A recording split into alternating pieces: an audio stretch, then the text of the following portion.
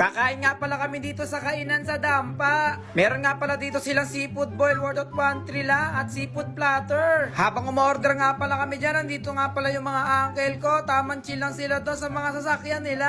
Pagkatapos doon, umorder na yung nanay at tatay ko kasi anniversary nila. Ito naman lola ko, nagre-reklamo, napakatagal daw ng order. Sabi ko, wait lang lola, natawa siya. Ito naman pinsan ko, hindi na mapakali, kaya kumakanta na lang siya dyan. Hindi ko alam kung ano yung kinakanta niya. Basta yun na yun. Tapos etong tita ko, sosyalin ata yung order no? Apuraturo oh.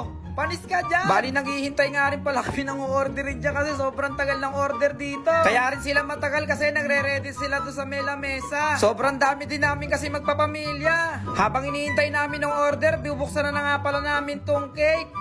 Balak namin kainin yan kasi nagugutom na kami. Makalipas nga lang ang ilang minuto, dumating na yung unang order naming pansit. Ayan overload.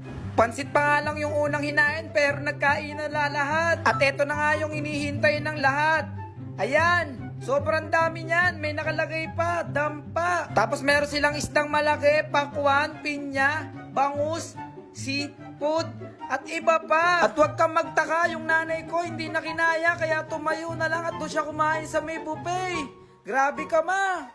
Sumubo ka pa Naglibot na nga rin pala kami dito sa Baguio. Grabe, sobrang tatarik ng ahonin dito. After nun, dumiretso na kami sa may hotel. Grabe, sobrang taas. Pagkatapos nun, gumala kami sa gabi pero wala kami masakyan ng mga taxi dito kasi punuan. Makalipas lang ilang minuto, nakasakay na sila mama. Ayan. Ang dami nila, diba? Tapos nakakita kami ng isang taxi. Nagmamadali na kami kasi wala na kaming masakyan. Anong oras na nito? Sabi namin kay kuya, doon kami sa night market pupunta. Pero bago kami pumunta sa night market, dito muna kami sa SM. Nalulula nga ako, sobrang taas dito. Habang naglalakad nga kami dito, nakita ko si Pikachu. Sabi ko, magpapapicture ako, Pikachu. Bigyan mo ako ng isang magandang Thunderbolt. Hindi lang nga pala si Pikachu ang nandito rin si Barney. Barney is a dinosaur. Padiretso na kami dyan sa night market. Sobrang dami ng tao. Kailangan muna natin tumawid. Kumain na nga pala kami muna dito sa may food court. Sobrang daming pagpipilian dito.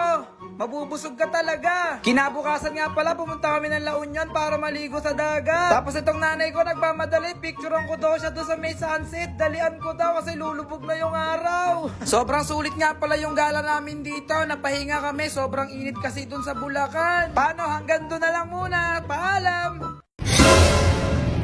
Ayoko na, ba't ako? Bilisan mo. Ay!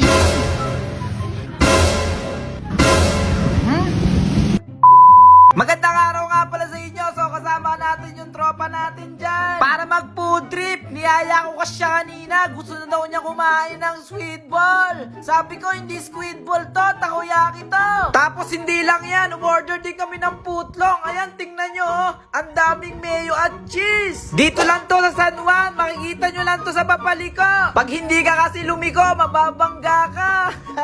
So ayun, kumuha na nga ako dyan ng takoyaki at kinain ko na. Di ko masisibat ganito, ginagnabalan ko lang natural. Unang first bite mo, mapapakanta ka ng rap star. Tapos eto kasama ko, parang si Patrick Star. Lakas mo kumain, Patrick. Tapos second bite natin, titik pa natin tong footlong. Tapos kung maliit yung bunganga mo, hindi ka talaga uubra dito sa tinapay na to. Sobrang ang sarap ng footlong na to, hindi mo pigilang hindi kumain ng kumain. Eto ang kasama ko, parang nabilautan.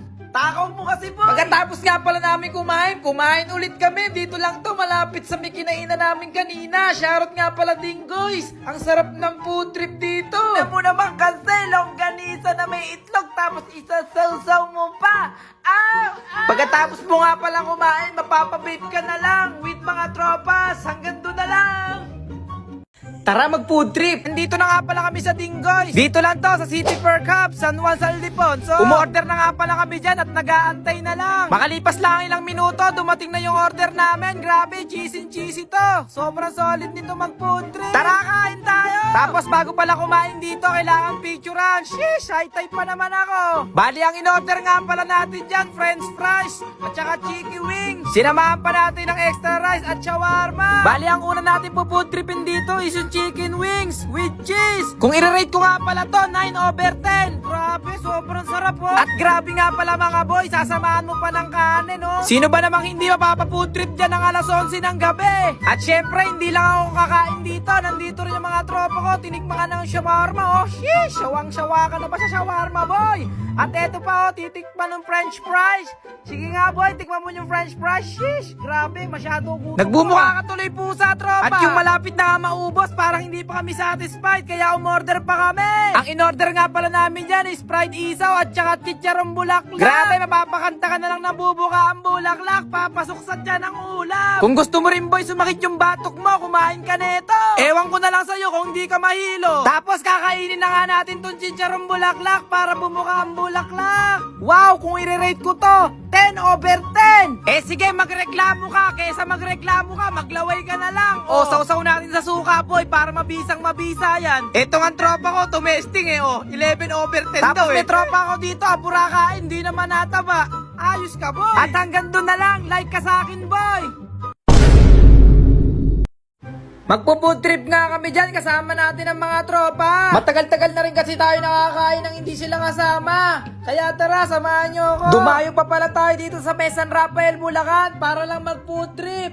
Pero hindi ko alam, fiesta pala dito. Magpo-food trip lang sana kami, kaso ba't ganito yung pila? Unang FT nga natin dito, fishball, kwek-kwek at kikiam. Agad natin binanatan tong pares ni Manoy. Grabe yung pares mo, Manoy, nakakalaki ng putoto. Pero alam nyo guys, naisip ko, mas masaya pala kumain ng pares pag may kapares. O kita nyo, may pakilig moments pa. Last na food trip ka na natin tong burger cheese bacon with cheese. Wala nga pala tayo sa India, kaya wala munang mekus-mekus ngayon. Ang meron lang kasi dito sa Pilipinas, machis. Di ba tama ako, Mr. Nobody? Burger tuloy kayo sa amin. Ito na nga pala kami nag-FT sa tricycle kasi papauwi na kami dyan. Paano ba naman kasi sa sobrang sarap ng burger na to, mapapatiri ka na lang talaga. Nagsasalita nga ng tropa ko dyan pero hindi ko maintindihan kasi nakapokus lang ako sa pagkain. Tapos maya-maya, eto yung nangyari. Tubig. Natapon. Kung tumapon po yung isang buron ko.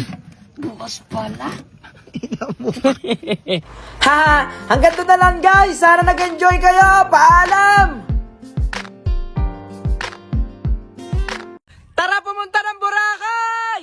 Nandito na nga pala kami sa airport para sumakay ng eroplano. Nakikita mo ba yung eroplano na yan? Diyan kami sasakay. Hindi naman kasi ako si Superman para makalipad. Bago nga pala tayo makarating ng Boracay, kailangan natin maghintay ng mga ilang minuto. Eto nga si Papa, sa lapag na lang umupo. Paano ba naman kasi ang daming tao dito sa airport? Tapos bago ka pumunta sa eroplano, sasakay ka muna sa bus. Hinatid na nga pala tayo ng bus dito para sumakay ng eroplano. Grabe, hindi pa ako nakasakay ng eroplano, para na ako nahihilo. Pagpasok mo nga pala ng eroplano, para ka lang nasa bus. Tapos sabi ng lola ko, dito daw ako umupo sa dulo, pero ayoko, para ako mahihilo ka ako, kaya nagpapalit ako sa kanya malapit sa bintana. Paano ba naman kasi, hinahanap ko yung bahay ng kaibigan ko, pero ayun, nakita ko siya, bumibili pa siya ng 3 yelo sa may tindahan. After nga natin mag-landfall, andito na tayo sa Boracay. Bago ka nga pala makarating doon sa may Boracay Beach, kailangan mo muna sumakay ng bus. Pagkatapos mo nga sumakay sa bus, sasakay ka naman sa bangka. Shoutout nga pala sa family ko, dalian nyo, naiihina ako. After nga natin makasakay sa bangka, ito na tayo sa Boracay!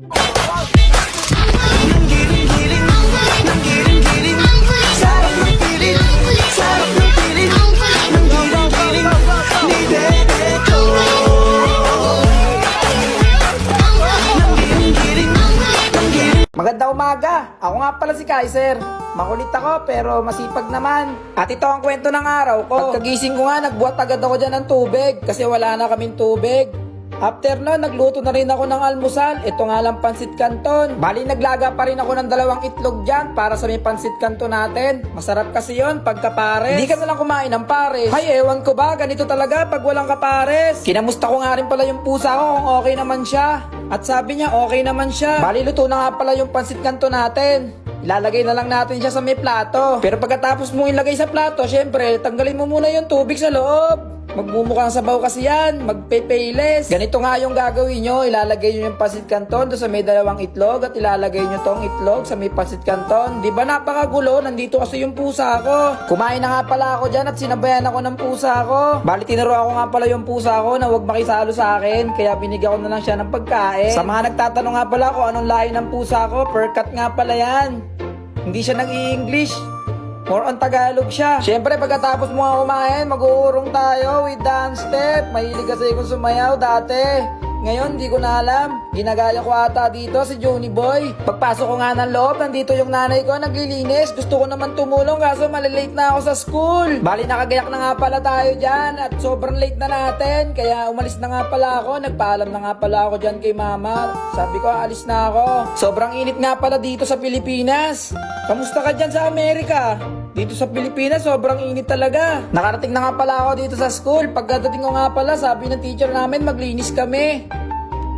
Hindi pa nga kami nakapaglilinis dyan, pero yung classmate namin, nagmimerienda na. Ay, ewan ko ba.